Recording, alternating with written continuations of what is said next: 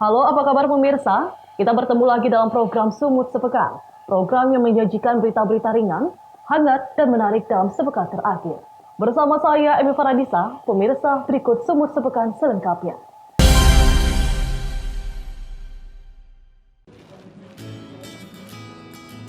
Inilah alat tes cepat molekuler atau TCM yang dibeli oleh pemerintah Kabupaten Simalungun. Alat tes ini berfungsi untuk pemeriksaan swab apakah pasien positif terpapar COVID-19 atau negatif terpapar COVID-19.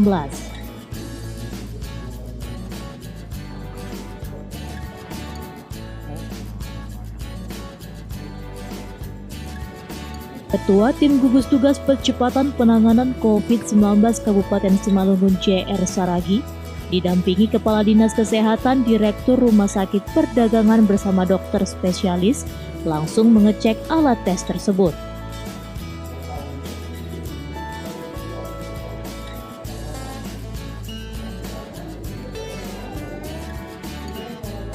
Melihat Kabupaten Simalungun merupakan zona merah COVID-19, pembelian alat tes tersebut tentunya sangat memudahkan petugas medis dalam pemeriksaan pasien. Apalagi Rumah Sakit Umum Daerah Perdagangan merupakan rumah sakit rujukan COVID-19 di Kabupaten Simalungun. Untuk pengoperasian alat tes cepat molekuler atau TCM tersebut bisa mencapai 50 orang per harinya.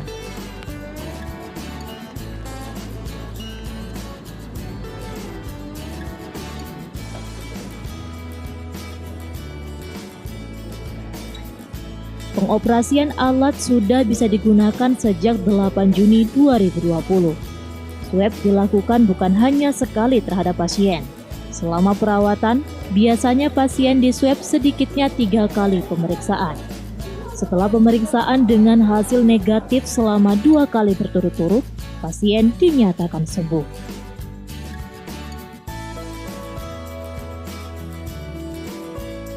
Dengan memiliki alat sendiri tentunya waktu pemeriksaan semakin singkat dengan waktu 1 jam hasilnya keluar.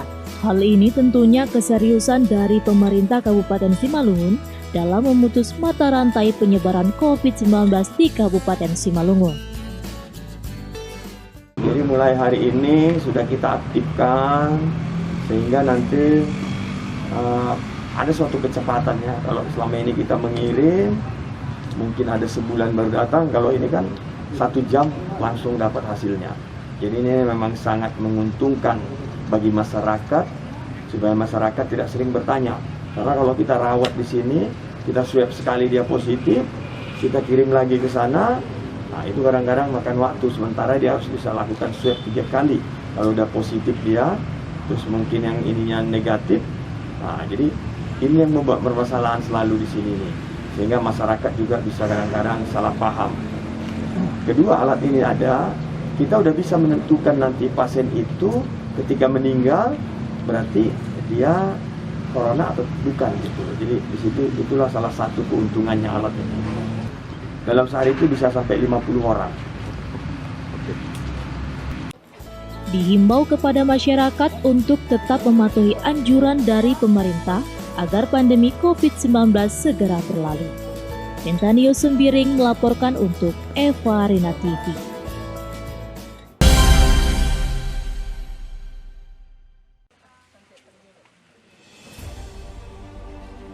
Kota wisata Parapat Danau Toba Simalungun adalah salah satu kota persiapan menuju new normal di Kabupaten Simalungun, Sumatera Utara.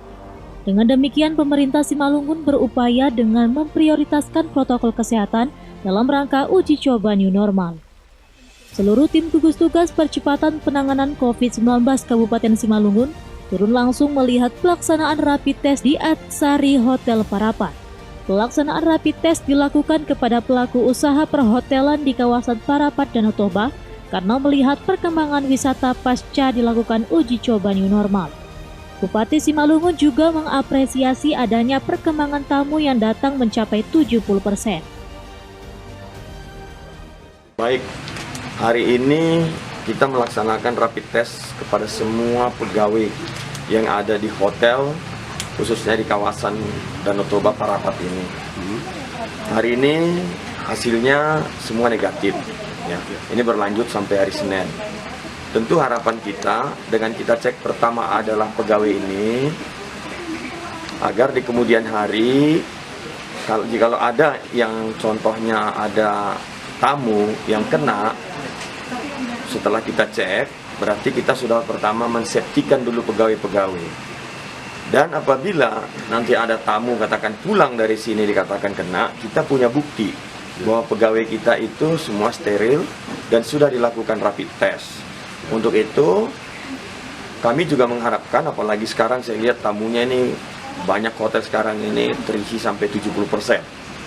Nah, setelah dibuka itu, harapan kita ini bisa berlanjut dan masyarakat tidak takut datang ke Danau Toba ini. Kenapa? Seluruh pegawai hotel yang ada di Parapat ini sudah steril. Sudah di rapid test, berarti jauh dari COVID-19 ini. Nanti di setiap hotel pasti ada kita tempatkan satu dari setiap kesehatan. Tugasnya apa? Mengecek ciri-ciri masyarakat yang datang ke sini itu. Karena yakin saya dari kesehatan itu, setelah dia katakan melihat demam atau tidak, dia pasti punya ciri-ciri. Dia bisa bertanya riwayat perjalanannya. Nah, jadi karena dia punya pengalaman, itu yang akan kita terjunkan di sini, termasuk perhubungan, Satpol, TNI, Polri, sesuai dengan protap kita, itu tetap akan kita terjunkan. Dan mulai hari ini juga sudah ada di tempat-tempat, di contohnya di keramaian-keramaian, di hotel-hotel ini. Pelaksanaan uji coba menuju new normal yang diterapkan di Kota Wisata Parapat tentu saja tujuannya untuk menghidupkan kembali perekonomian masyarakat dan wisata Danau Toba yang selama ini lumpuh di masa pandemi COVID-19. JR Saragi yang selaku Ketua Gugus Tugas Percepatan Penanganan COVID-19 Kabupaten Simalungun mengimbau kepada seluruh masyarakat, pelaku usaha dan tamu yang berkunjung ke Danau Toba tetap mematuhi protokol kesehatan. Ebit Masdar melaporkan untuk Eva Rina TV.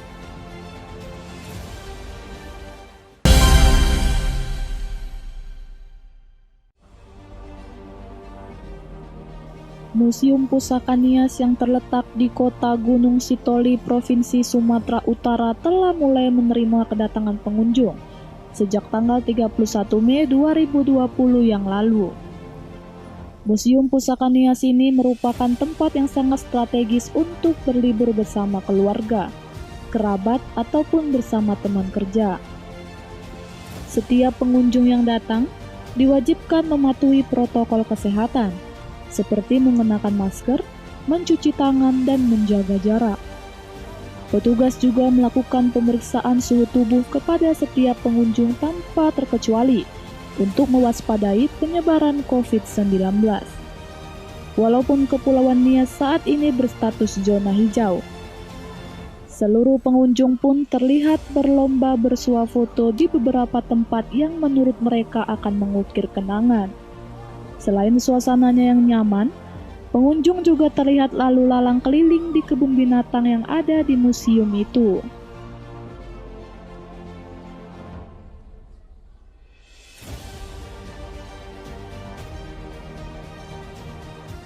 Ada perbedaan jumlah pengunjungnya. Memang tanggal 31 kemarin itu kalau diperkirakan mungkin paling 200 orang. Tanggal 1-nya lebih dari situ. Jadi hari ini mungkin mulai seperti dari kemarin, seperti awalnya. Petrus F. Bulolo selaku petugas Museum Pusaka Nias menjelaskan, beberapa bulan yang lalu akibat pandemi COVID-19, Museum Pusaka Nias sempat minim pengunjung. Namun setelah dibuka pada minggu lalu, sampai saat ini dipadati pengunjung dari berbagai daerah di Kepulauan Nias. Menurut Bulolo, pihaknya akan terus menerapkan protokol kesehatan kepada setiap pengunjung. Diharapkannya pandemi COVID-19 ini segera berakhir, sehingga masyarakat dapat kembali beraktivitas seperti sedia kalanya.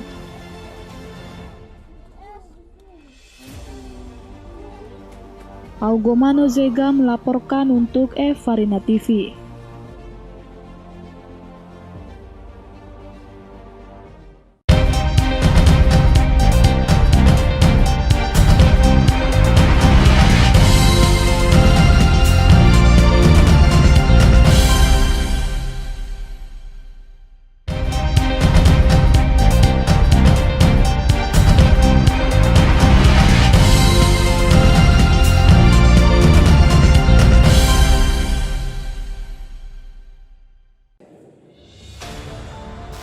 Menjelang pelaksanaan rencana kebijakan pemerintah terkait new normal atau tatanan kehidupan baru, pemerintah Kabupaten Padang Lawas Utara bersama Kapolres Tapanuli Selatan dan sejumlah forum koordinasi pimpinan daerah lainnya melaksanakan sosialisasi persiapan new normal di Gedung Serbaguna Kantor Bupati Padang Lawas Utara.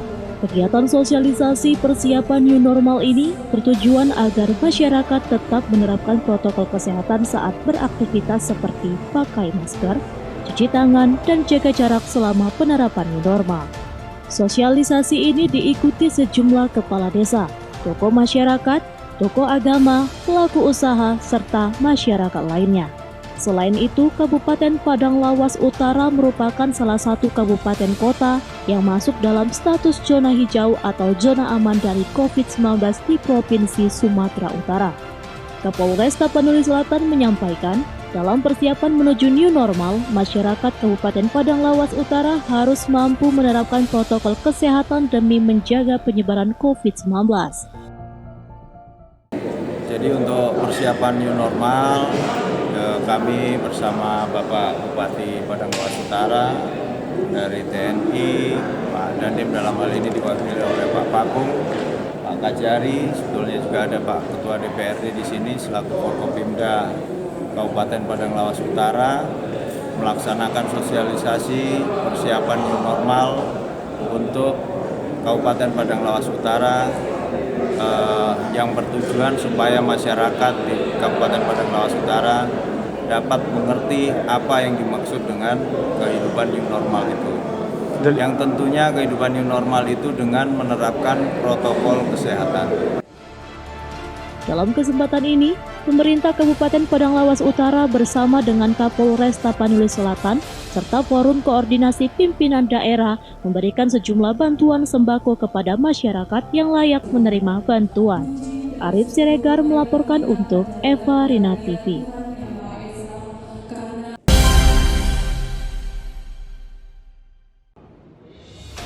Untuk mencegah sekaligus mengantisipasi peredaran COVID-19 di Kabupaten Karo, Sumatera Utara, Rumah Tahanan Kelas 2 BK Benjahe menyediakan fasilitas ruangan khusus isolasi untuk warga binaan baru.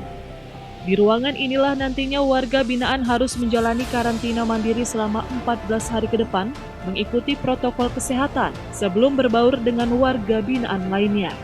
Sebelumnya, ruang isolasi ini digunakan untuk hukuman bagi warga binaan yang melakukan kesalahan. Namun di masa pandemi COVID-19 ini, ruangan difungsikan untuk ruangan isolasi mandiri warga binaan.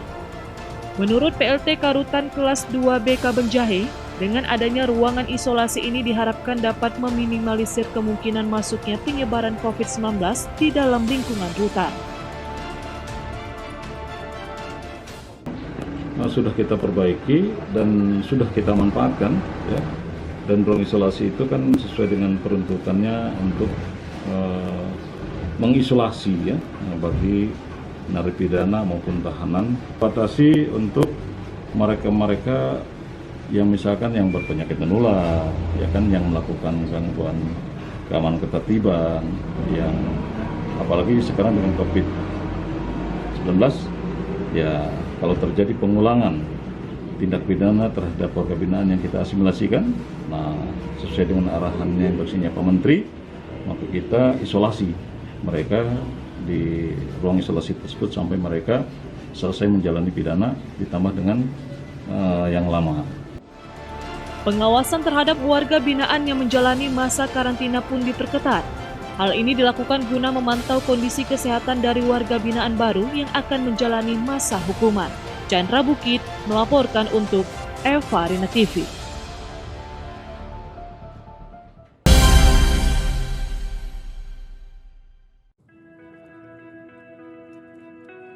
Geliat pariwisata di Kota Medan tampaknya mulai bangkit pasca tutup selama 3 bulan akibat pandemi COVID-19. Salah satu lokasi wisata di pusat kota yang mulai beroperasi adalah Istana Maimun. Pada hari pertama, wisata sejarah Kesultanan Delhi itu ramai pengunjung.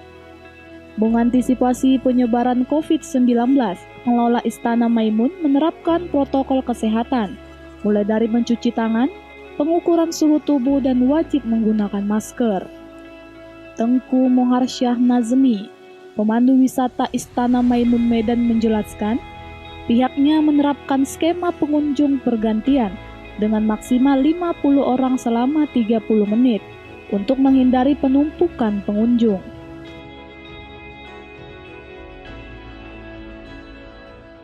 Juni 2020 ini awal Istana Maimun dibuka kembali untuk publik sebagai destinasi objek wisata. Jadi ditutup mulai tanggal 18 Maret 2020. Di mana dalam kunjungan tamu Istana Maimun saat ini atau hari ini berbeda dengan kunjungan tamu biasanya, karena memang ada protokol sistem yang diterapkan oleh pemerintah yang harus kita ikuti, kita patuhi. Arlin, wisatawan asal Simalungun yang datang jauh ke Medan merasa senang karena tempat wisata itu sudah dibuka kembali. Sebab sebelumnya ia datang, tempat ini masih tutup. Sama keluarga, Mas, sama orang tua. Ya, kebetulan kemarin kan waktu Lebaran kan lagi lockdown kan nggak boleh kemari. Jadi ini kan udah ada kabar bisa. Ya silaturahim tempat wak kami, jadi ya sekalian mampir kemari gitu. Ya, kita cuci tangan, tadi mau masuk kan, ya diperiksa dulu suhu badan kita, ya oke, normal nggak apa-apa, ya suruh jaga jarak gitu aja. Di hari pertama, terpantau seratusan wisatawan yang telah mengunjungi lokasi wisata sejarah itu. Daniel Pekwali melaporkan untuk Evarina TV.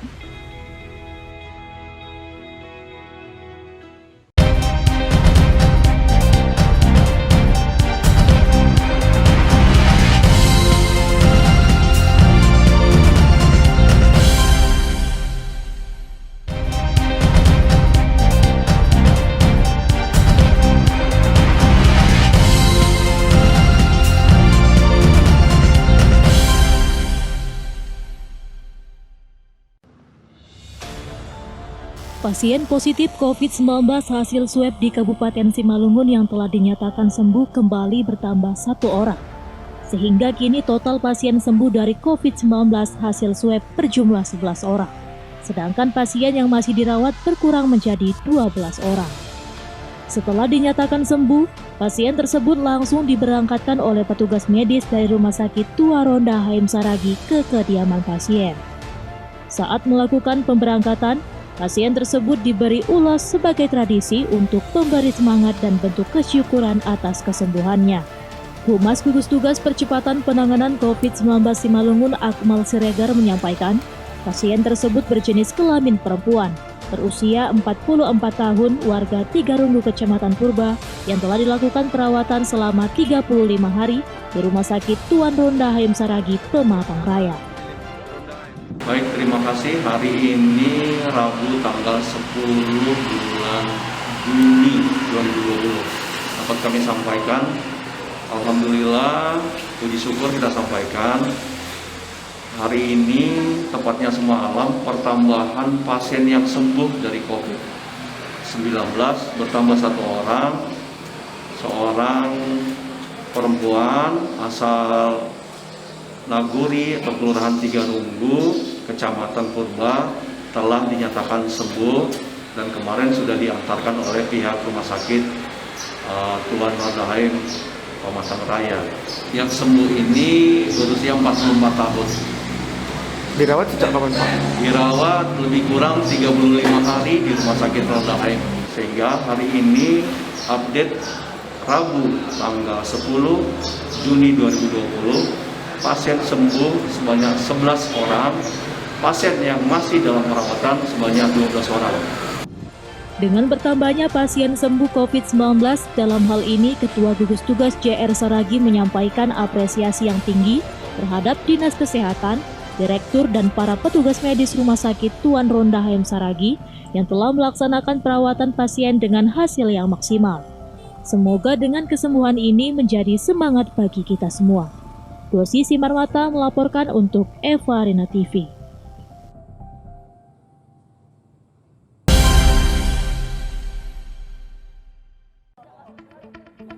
Akibat pandemi COVID-19, seluruh aktivitas olahraga terhambat. Jadwal pertandingan Liga 2 Indonesia yang seharusnya digelar pada bulan Maret lalu, kini ditunda karena virus corona. Libur selama 3 bulan, akhirnya PSMS Medan menggelar latihan perdana di Stadion Kebun Bunga. Sebelum melakukan latihan perdana, sebanyak 11 pemain PSMS Medan sudah dilakukan pemeriksaan rapid test dan hasilnya seluruh pemain non-reaktif COVID-19. Ardi Nusri, pelatih fisik PSMS Medan menjelaskan, latihan yang dilakukan kali ini merupakan latihan ringan. Dari latihan yang dilakukan, fisik dan stamina pemain sangat turun karena libur COVID-19. Kalau kita lihat, tadi kan saya juga karena belum tahu kondisi, supaya buat latihan seperti ini, kita nggak bisa main hajar aja. Kita lihat dulu. Jadi tergambar dari apa yang mereka tampilkan tadi, jauh sekali penurunan. Jauh sekali. Latihan ini dilakukan guna persiapan jelang Liga 2 yang nantinya akan digelar jika regulasi dari pemerintah sudah memperbolehkan kegiatan dilaksanakan. Daniel Pekwali melaporkan untuk Evarina TV.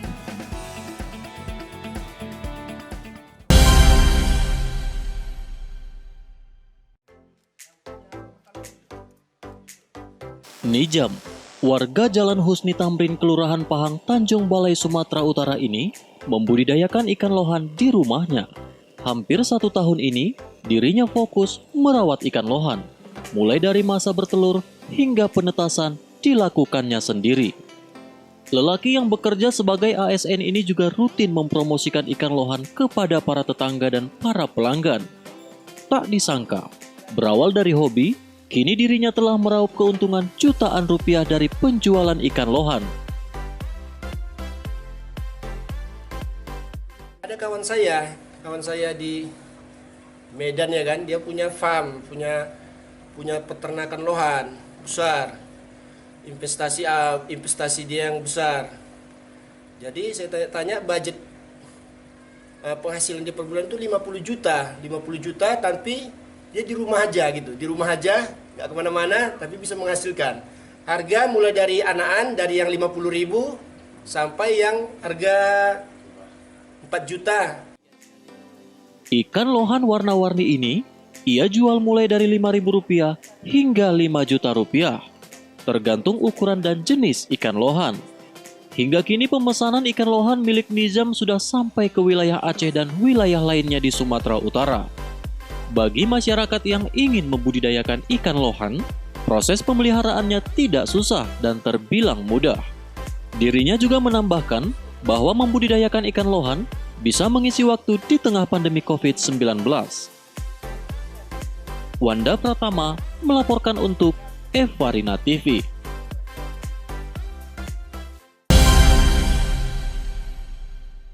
Pemirsa, demikianlah tadi tayangan program Sumut Sepekan. Saya Emi Faradisa bersama kerabat kerja yang bertugas pamit undur diri. Terima kasih dan sampai jumpa.